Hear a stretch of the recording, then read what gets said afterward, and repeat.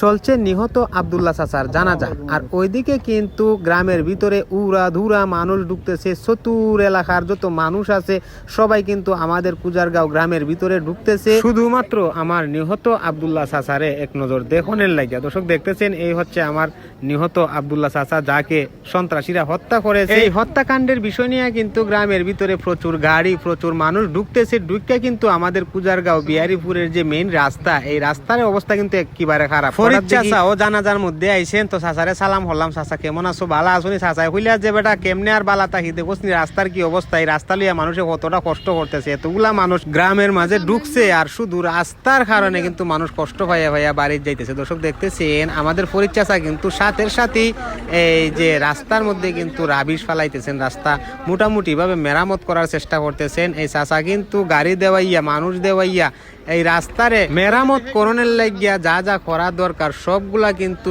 ফরিদ চাচায় করতেছেন। দর্শক দেখতেছেন, এই মুহূর্তে গাড়ি দিয়ে কিন্তু রাস্তার মধ্যে রাবিশ ফালানি হইতেছে, যেগুলার মাঝে ফেক কাদা, যেহেতু গ্রামের মাঝে প্রচুর মানুষ ঢুকতেছে আর এই মানুষের উড়া আর গাড়ির চাক্কার দাগে কিন্তু রাস্তা একেবারে খারাপ। পুলিশের গাড়ি পর্যন্ত গ্রামের ভিতরে ঢুকতে পারছিল না। তো এই মুহূর্তে কিন্তু আমার ফরিদ চাচা কিন্তু রাস্তার মাঝে রাবিশ দিয়া রাস্তা মেরামত করে দিছেন। এই মাঝে মাঝে ফরিদ চাচার কাজ দেখলে মনে হয় রে, আমরা যে নেতা খেতা আছে, এই প্রত্যেকটা নেতা খেতার মন মানসিকতা যদি আমার ফরিদ চাচার মতো হইতো, তাইলে জয়পুর, বিহারীপুর, কুজারগাঁও গ্রামের মতো নিরীহ যত মানুষ আছে, নিরীহ যত গ্রাম আছে, এই প্রত্যেকটা গ্রামের মানুষের জীবনযাত্রার মান কিন্তু অলরেডি বাইরে যায়। তবে একটা কথা সত্য, আর তা যাই হোক না কেন, আজকে যে ফরিদ চাচার মানবিক কাজটা, এটা আসলেই অবিস্মরণীয়, স্মরণ করার মতো। তো সবাইকে অসংখ্য ধন্যবাদ এতক্ষণ আমাদের পাশে থাকার জন্য।